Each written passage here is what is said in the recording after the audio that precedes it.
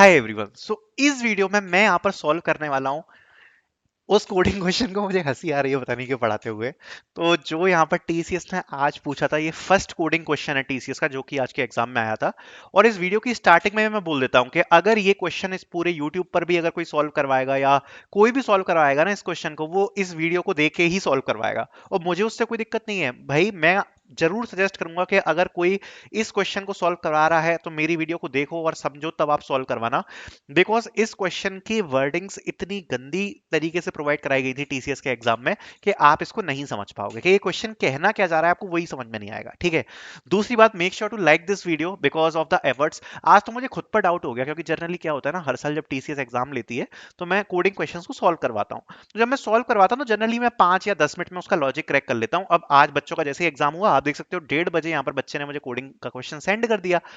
तो मैंने बोला भाई ये क्या क्वेश्चन है, मुझे समझ में नहीं आ रहा कि ओ मैं तो कोडिंग का मास्टर हूँ, मतलब मैं कोडिंग पढ़ाता हूँ। और मैंने भाई अमेजोन का एग्जाम निकाल रखा है, मैंने एसडी का, मैंने माइक्रोसॉफ्ट का एसडी का एग्जाम निकाल रखा है। मतलब डीएसए के एग्जाम में मैं शायद ही कभी फेल हुआ हूँ, डीएसए के सारे मैंने एग्जाम्स क्रैक करे हुए हैं। और मुझे समझने में दिमाग खराब हो गया इस क्वेश्चन को क्योंकि उसकी वर्डिंग्स गंदी थी। फिर एक बच्चे ने मुझे थोड़ा सा हिंट दिया, फिर मेरे को थोड़ा बहुत समझ में आया, तो मैंने इसको अपने वर्डिंग्स में कन्वर्ट करके यहाँ पर लिखा है। तो मैं आपको एक्सप्लेन करता हूँ कि ये कोडिंग क्वेश्चन क्या कहना चाह रहा है, कैसे है। और make sure to like this video. ये फर्स्ट कोडिंग क्वेश्चन था, कुछ नहीं है, बिल्कुल ऐसा लड्डू सा कोडिंग क्वेश्चन है। बट उसकी लैंग्वेज इतनी गंदी है कि कोई उसको सॉल्व ही नहीं कर सकता। ठीक है। तो एक बार समझते हैं कि क्वेश्चन बोलना क्या चाह रहा है। सो ये था क्वेश्चन।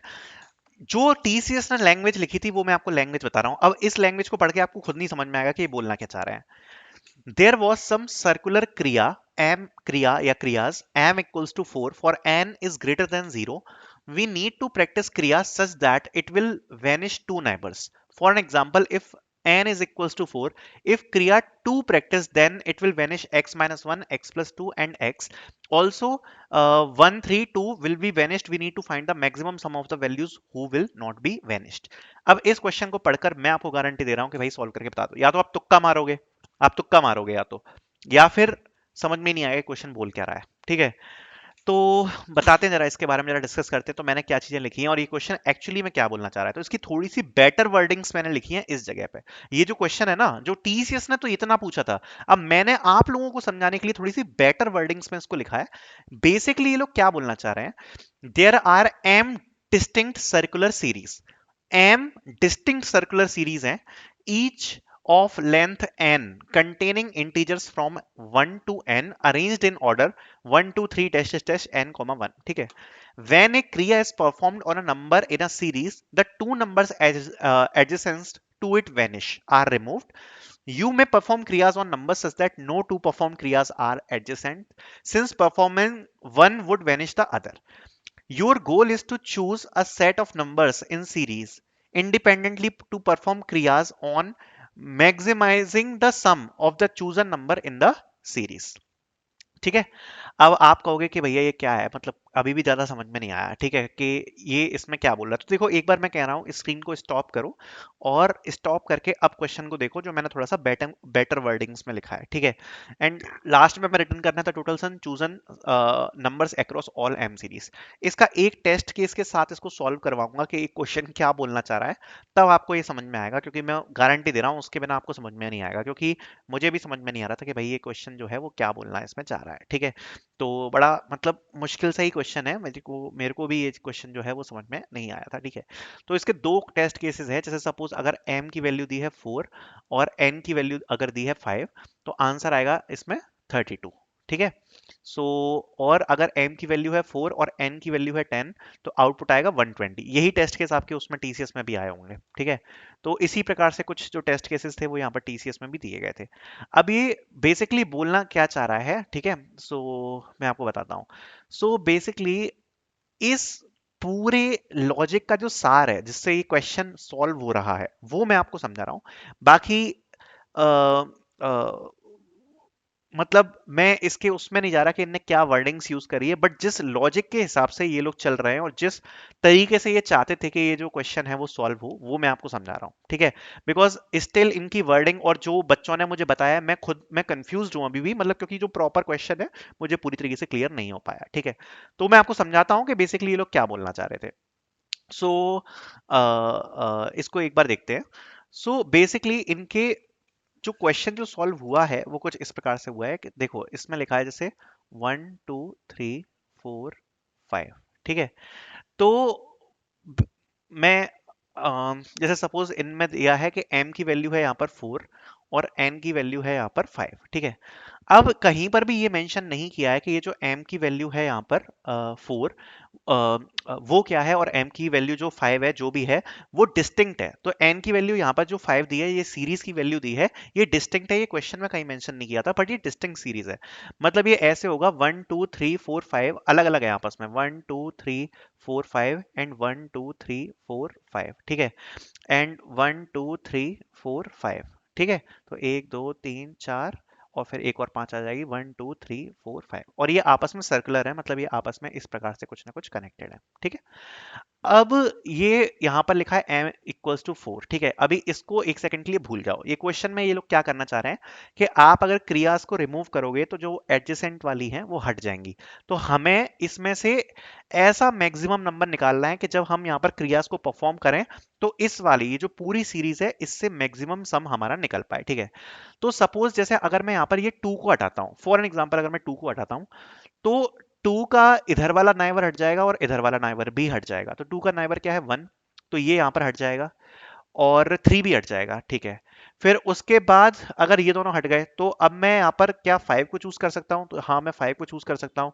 तो ये वाला नाइबर भी हट जाएगा, और जो इसका जो राइट का नाइबर है वो भी यहाँ पर हट जाएगा, ठीक है। तो बेसिकली इसमें हमें जो है इसमें मैक्सिमम हमें चूज करना है, क्योंकि जैसे अगर आप इसमें टोटल लेंथ देखोगे तो 5 है। तो हम इसमें कितनी क्रियाज परफॉर्म कर पाएंगे? 2 ही क्रियाज परफॉर्म कर पाएंगे, क्योंकि अगर आप 2 क्रियाज भी इसमें परफॉर्म करोगे तो कितने नंबर्स हट जाएंगे? सबसे पहले आप एक चूज कर लोगे तो वो हट जाएगा, उसके आसपास के नंबर हट जाएंगे, फिर बचेगा ही क्या, करेक्ट। तो अगर जैसे सपोज आपने सबसे पहले 2 चूज कर लिया, तो 2 चूज करने के बाद आपके इसमें बचा क्या? 4 और 5 ही तो बचा, करेक्ट। केवल 4 और 5 बचा। अगर आपने 2 चूज कर लिया तो उसके बाद आप केवल इसमें से ही तो कुछ चूज कर सकते हो, क्योंकि 1 भी हट गया और 3 भी हट गया, राइट। तो अपन को क्या करना है कि ऐसी क्रिया चूज करनी है जिससे हम मैक्सिमम नंबर को ले पाए, ठीक है। तो इसमें फॉर एन एग्जांपल जैसे मैंने चूज किया 5, अगर मैंने 5 चूज किया तो ये सर्कुलर एरे है, तो 4 हट जाएगा, ठीक है, क्योंकि इसके लेफ्ट वाला हट जाएगा और इसके राइट वाला हट जाएगा। चूंकि ये सर्कुलर है तो 1 भी हट जाएगा। तो अगर मैंने 5 चूज किया तो 4 हट गया और 1 हट गया, तो क्या बचा हमारे पास? 2 बचा और 3 बचा, ठीक है। अब 2 और 3 में से क्या बड़ा है? 3 बचा है। तो राइट में तो इसके कुछ बचा नहीं, अब लेफ्ट वाला केवल बचा, विच इज 2। तो हम 3 को चूज कर लेंगे तो ये 2 हट जाएगा। तो जो सबसे मैक्सिमम वैल्यू है जो इस सीरीज में से हम निकाल सकते हैं दैट इज 8। 8 ही हम निकाल सकते हैं, 8 से बड़ी नहीं निकाल पाएंगे अगर इस सीरीज में हम बात करें वैल्यू, मतलब सम करके अगर हम ऐसे हटाने हैं तो, ठीक है। अब हमारे पास टोटल कितनी सीरीज है? ऐसी 4 सीरीज हैं। ये जो m दिया ना, m इक्वल्स टू 4, ये 4 सीरीज हैं। अब एक सीरीज से हम 8 का सम निकाल सकते हैं। अगर एक सीरीज से हम 8 का सम निकाल सकते हैं तो 4 सीरीज से कितने का सम निकाल पाएंगे? तो 4 सीरीज से निकाल पाएंगे 8 मल्टीप्लाई बाय 4 विच इज 32। ये बात कहना चाह रहा है। इतना सा लॉजिक है और कुछ नहीं है। फालतू की जो फंड की बकवास लिख रखी है उसका कोई मतलब नहीं है। इतना सा ही कहना चाह रहा है। 4 सीरीज है तो ये आ जाएगा। अब मैं आपको एक और टेस्ट केस दिखा देता हूं जिसमें इनने दिया था, कहाँ गया, ठीक है। आप भी सोच रहे होंगे कि भाई ये क्या क्वेश्चन था और क्या इन लोगों ने बोल दिया। m की वैल्यू 4 है और n की 10 है, ठीक है। m की वैल्यू 4 है और n की वैल्यू 10 है, और इसका आंसर कितना आ जाएगा यहाँ पर? 120, ठीक है। अब n की वैल्यू 10 है तो मतलब क्या है? यहाँ पर टोटल 10 सीरीज होंगी, ठीक है। सॉरी, 1 से लेके 10 तक के नंबर्स होंगे पर सीरीज में, और टोटल सीरीज कितनी होंगी यहाँ पर? जैसा मैंने बताया यहाँ पर कितनी सीरीज आपकी होने वाली है? 4 सीरीज होने वाली है, ठीक है। तो 1 से लेके 10 तक नंबर्स होंगे, लाइक 1 2 3 4 5 6 7 8 9 और 10। अब ये सर्कुलर है आपस में। अगर ये सर्कुलर है, अब हमें यहाँ पर क्रियाज निकालनी है, सर्कुलर है, तो हमें राइट और लेफ्ट वाले यहाँ पर रिमूव करने पड़ेंगे। सबसे पहले हम 10 चूज करते हैं। अगर सपोज 10 चूज किया हमने तो 10 तो हट गया, और 10 को हमने चूज कर लिया तो 10 आ गया, ठीक है। अब 10 आ गया तो 9 रिमूव हो जाएगा ये वाला, ठीक है, और राइट वाला रिमूव हो जाएगा विच इज 1, तो ये भी हट गया, ठीक है। सबसे पहले 10 चूज किया, 9। अब हमने अगर मान लो 8 चूज किया, 8, तो 8 के जो राइट वाला है वो तो ऑलरेडी हट चुका है। अब राइट में यहाँ पर क्या है? ब्लैंक, क्योंकि राइट वाला ऑलरेडी हट चुका है, ठीक है, हम दोबारा नहीं ले सकते। लेकिन केवल लेफ्ट वाला जो है वो हट हट सकता है, करेक्ट। केवल जो लेफ्ट वाला है वो हट सकता है। तो लेफ्ट वाला क्या है? 7, तो यहाँ पर 7 हट जाएगा, तो ये आ गया +8, ठीक है। अब क्या है 6, तो 6 के राइट वाले तो सारे ब्लैंक है क्योंकि ऑलरेडी हट चुके हैं, बट लेफ्ट वाला हट सकता है तो 5 हट जाएगा। 5 हट गया तो क्या बचा 6, तो +6 हो जाएगा। फिर आया 4, राइट वाले सारे हट चुके हैं अब, तो इसमें हो जाएगा 4, और लेफ्ट वाला 3 हट जाएगा। अब क्या बचा 2, ऑलरेडी ये सारे हट चुके हैं और लेफ्ट वाला भी हट चुका है तो कुछ नहीं बचा, क्या बचा 2, तो 2 हो जाएगा। तो हो जाएगा 10 +8 +6 +4 +2, कितना हो जाएगा भाई, ये हो जाएगा 20 और ये 30, तो 30 आ गया सम। और टोटल कितनी सीरीज है, 4 सीरीज है, तो अगर एक सीरीज से 30 का सम आ रहा है तो 4 से कितना आएगा, 120। तो इसका आंसर आएगा 120। और अगर आपने आज का टेस्ट केस पास किया तो ये टेस्ट केस आपको दिया होगा जिसका आंसर 120 था। तो बेसिकली ये करना था। क्वेश्चन ये बोलना चाह रहा है कि भाई आपको ये 1 से लेके n नंबर्स तक की यहाँ पर सीरीज होंगी, और कितनी सीरीज दी है यहाँ पर, m सीरीज दी है। ठीक है, तो आपको जब ये आप क्रिया परफॉर्म करके दोनों को हटाओगे तो जो मैक्सिमम सम बचेगा वो क्या होगा। अब इसका एक बार सॉल्यूशन देख लेते हैं। सॉल्यूशन इसका सिंपल है, ये करना है, अगर n इवन है तो आपको ये फॉर्मूला यूज करना था, और अगर ऑड है तो आपको ये फॉर्मूला यूज करना था, सिंपल है। ठीक है, या फिर मैं आपको सिंपल सी तरीका बताऊं, आप इस फॉर्मूले की तरफ भी मत जाओ, फॉर्मूले की भी आपको देखने की जरूरत नहीं है, जो चीज मैंने आपको एक्सप्लेन कर दी है ना, उसके थ्रू आप यहाँ पर कर सकते हो। मैं आपको बताता हूँ कैसे, कि आप यहाँ पर जो मैक्सिमम नंबर है बेसिकली उसको आप सीरीज से एक्सट्रैक्ट कर लो। ठीक है, मैक्सिमम नंबर को आप एक्सट्रैक्ट कर लो और उसके पहले वाला हटा दो, क्योंकि अगर देखो जो आपकी सीरीज दी है ना इसमें वो सॉर्टेड ऑर्डर में दी है।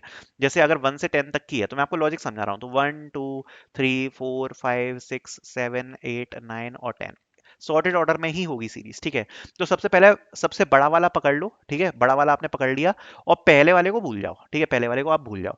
अब पहले वाले को क्यों भूल जाओ, क्योंकि ये सर्कुलर सीरीज है, और तो यहाँ पर तो सबसे छोटा हो गई, तो आपने लास्ट वाले नंबर को इंक्लूड कर लिया, और उसके बाद आप जो बस जस्ट पीछे पीछे वाले हैं ना उनका आप सम करते चले जाओ। पीछे पीछे वाले का जस्ट सम करते चले जाओ, आपका आंसर आ जाएगा। सबसे सिंपल है। अगर आपकी इस प्रकार की सीरीज दी है तो ऐसे सम करते चले जाओ और लास्ट में एम का मल्टीप्लाई कर देना, जो भी आपको एम दिया उसका मल्टीप्लाई कर दो, सिंपल सी बात है। अब जैसे आपका 1 2 3 4 5 है, 1 2 3 4 5 है, अब इस पे हम टेस्ट केस चला के देखते हैं। सबसे पहले आपने पहले वाले को पकड़ लिया। ठीक है, ध्यान से सुनना, पहले वाले को पढ़ने, सबसे लास्ट वाले को पकड़ लिया विच इज 5। ठीक है, अब पहले वाले को हटा दो, पहला वाला हट गया। ठीक है, 5 पकड़ लिया, पहले वाले को हटा दिया। अब बस इसके जो दो दो पीछे वाले हैं उनको जोड़ते चले जाओ। तो सबसे पहले दो दो पीछे वाला क्या है, 3, 5 में 3 जोड़ा जाएगा तो क्या हो जाएगा 8।